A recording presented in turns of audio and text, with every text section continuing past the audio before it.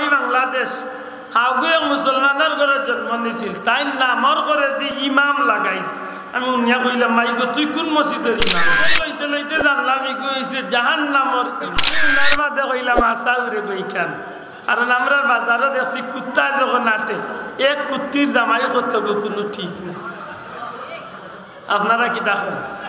ইগুর মাঝে আর কুত্তির মাঝে কোনো বেশো আছে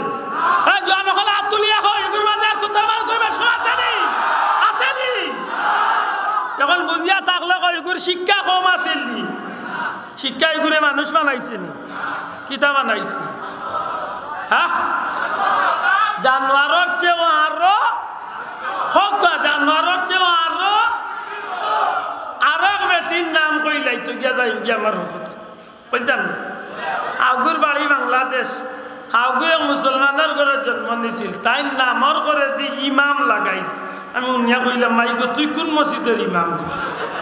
তাই নাম হইল জাহানারা ইমাম মাত উচ্চই না তাই নাম কিটা জাহানারা ইমাম উনার বাদে কইলাম বলে এগু কোন মসজিদের ইমাম দি খবর লইতে লইতে জানলাম এগু হইছে জাহান্নামর ইমাম কারণ কিটা জানেননি তাই উঠিয়া এমন কবিছি এক কথা কইল নাউজুবিল্লাহ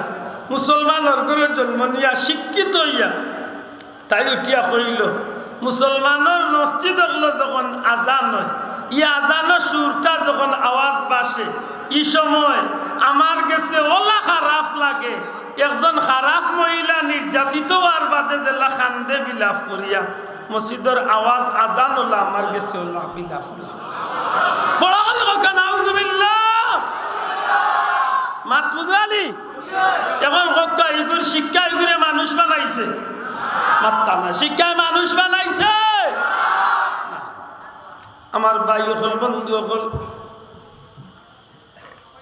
একজন মানুষ দুনিয়াতে শিক্ষা অর্জন করিয়া এত নিকৃষ্ট পর্যায়ে গিয়া পৌঁছিতে পারে